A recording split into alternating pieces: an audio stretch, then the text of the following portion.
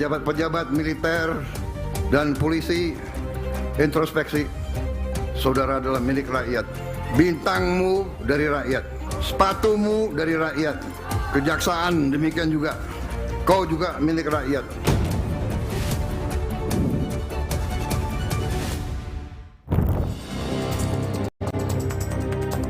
Mantan Jaksa Agung Muda Tindak Pidana Khusus atau Jampitsus, Febri Adriansyah, tersandung skandal dugaan korupsi dan tindak pidana pencucian uang. Usai merampungkan penyidikan awal, Korps Pemberantasan Tindak Pidana Korupsi Polri resmi limpahkan 3 perkara dugaan korupsi kepada Kejaksaan Agung. Sebelum pelimpahan dilakukan, penyidik Polri telah memeriksa belasan saksi dan ahli, serta mengamankan sejumlah barang bukti, antara lain emas berat 74 kg dan uang tunai lebih dari setengah triliun rupiah. Menindaklanjuti pelimpahan, Kejaksaan Agung menerbitkan 3 surat perintah penyidikan atau sprindik baru sebagai dasar melanjutkan pengusutan perkara. Lorito, apa hubungan Anda dengan Febri seperti apa? Sprindik nomor 43 mengusut dugaan korupsi dan tindak pidana pencucian uang dalam perkara PT Krakatau Steel. Sprindik nomor 44 berkaitan dengan dugaan korupsi proyek batubara ke PLTU yang diduga berakibat blackout atau mati listrik di sejumlah wilayah.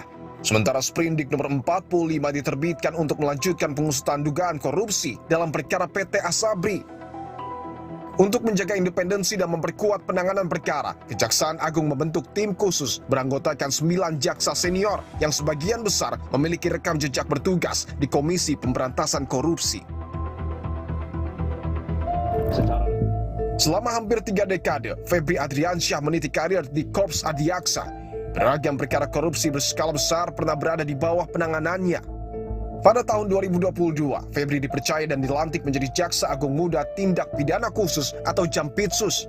Pada tahun 2025, usai pemerintah membentuk Satgas Penertiban Kawasan Hutan, Febri yang mengemban jabatan sebagai Jampitsus juga mengemban jabatan sebagai Ketua Pelaksana Satgas Penertiban Kawasan Hutan. Sepanjang menjabat sebagai Jampitsus, Febri memimpin penanganan berbagai perkara korupsi bernilai besar. Mulai dari kasus korupsi PT Asuransi Jiwasraya, PT Asabri, BTS Kominfo, Tata Niaga Timah, hingga dugaan korupsi Pertamina. Bahkan menjelang pengunduran diri, Febri masih mengawal perkara dugaan korupsi program makan bergizi gratis.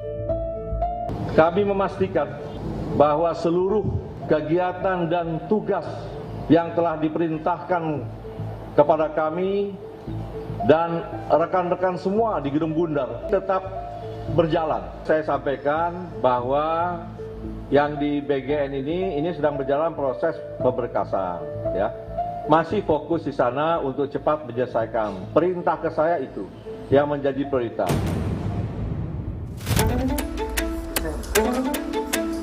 Jaksa adalah penjaga marwah penegakan hukum yang dituntut menjadi teladan dalam menjaga integritas dan keadilan.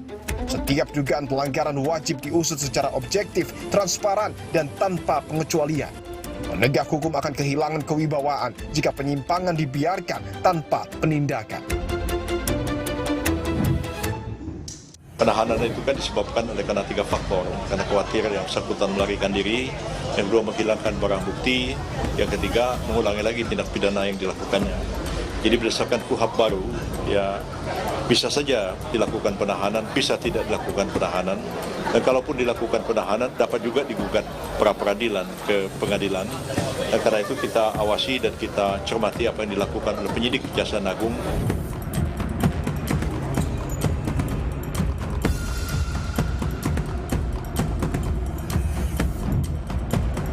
Sebelum saya tiba di Jalan Radio 1, Keramat Pela, Jakarta Selatan yang menjadi lokasi dari kediaman tersangka dugaan korupsi dan tersangka dugaan tindak pidana pencucian uang atas nama Febri Adriansyah yang tak kunjung menunjukkan batang hidungnya ke hadapan publik. Saya akan coba konfirmasi di mana sesungguhnya keberadaan dari Febri Adriansyah usai ditetapkan sebagai tersangka. Itu Jalan Radio 1 yang berada di Hook adalah rumah dari Febri Adriansyah. Dari tampak luar pun tidak terlihat ya penjagaan khusus karena pada 8 Juli 2026 ketika polisi menggeledah sejumlah titik terkait dengan dugaan tindak pidana korupsi dan juga tindak pidana pencucian uang, rumah dari Febri Adriansyah ini memang tidak digeledah, tetapi yang menarik adalah dijaga oleh personil dari Tentara Nasional Republik Indonesia. Saya akan datangi, saudara.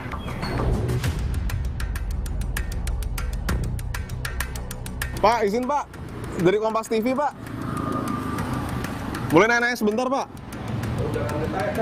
Tapi mau nanya soal keberadaan Pak Febri masih di rumah ini nggak Pak? Oh, Bapak di luar aja.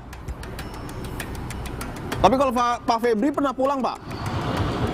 Tidak tahu ya? Oh, oke. Ada Pak yang bisa diajak ngobrol mungkin Pak? Tidak ada.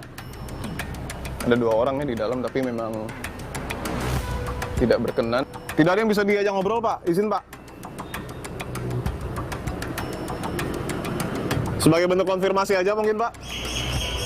Kita lihat ya, tidak ada respon ya meskipun saya sudah bertanya berulang kali.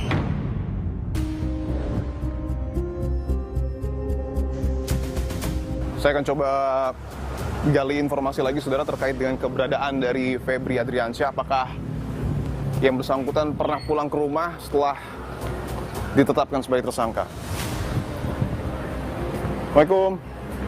Pak, izin Pak. Boleh ngobrol sebentar Pak? Nggak bisa bang. Oh nggak bisa.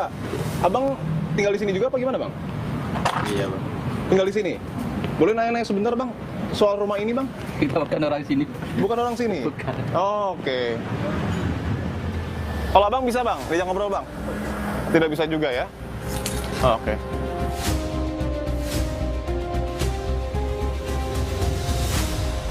Izin Pak, di Kompas TV Pak. Bapak biasa parkir di sini Pak? Iya betul. Waktu rame-rame di depan rumah itu, Bapak melihat? Enggak juga, saya fokus kita ke. Sudah beberapa orang saya tanyai, kurang lebih 3 ya. Ada yang tidak berkenan untuk kemudian memberikan keterangan dan juga 2 lainnya mengaku tidak mengetahui keberadaan termasuk juga aktivitas di dalam rumah milik tersangka Febri Adriansyah meskipun dari titik saya berdiri saat ini sangat terlihat jelas ya. Saya akan coba cari keterangan lain saudara.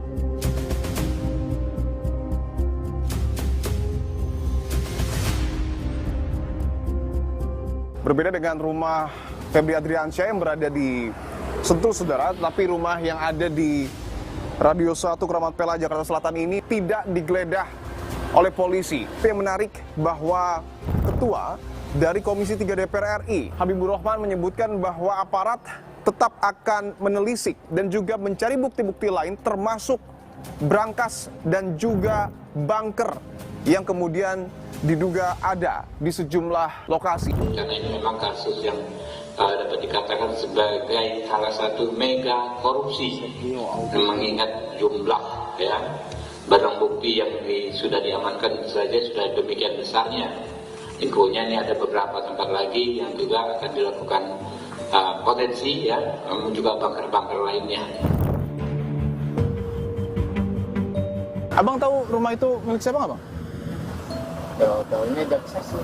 Waktu rame-rame Abang ngeliat? Iya. Saya kan lagi dagang. Oh lagi dagang? Ya. Kan yang punya rumah ini sudah ditetapkan sebagai tersangka ya Bang ya? Abang pernah lihat aktivitas keluar masuk mobil mungkin atau orang dari rumah ini? Iya sih. Abang tahu juga mungkin rumah ini ditempati setiap hari atau biasanya sebelum ramai aktivitasnya seperti apa? Ya sebelum ramai iya sih ditempatin kan sih. Oh ditempatin ya? Iya. Banyak mobil penjagaan mungkin? Iya keluar masuk kan. Iya. Oh oke. Baik. Tapi kalau setelah beberapa waktu terakhir ini berarti lebih sepi Pak? Sepi. Hari ini sudah di BAP, kesimpulannya tidak ada penahanan. Diperiksa sebagai tersangka. Hari ini hanya sebatas kepada kasus PT Asabri. Febri tidak mengakui pernah menerima uang yang 50 M++. Kedua, kalau benar Tan Kian adalah pemberi suap, kenapa nggak jadi tersangka? Kenapa langsung dikejar pejabat senior?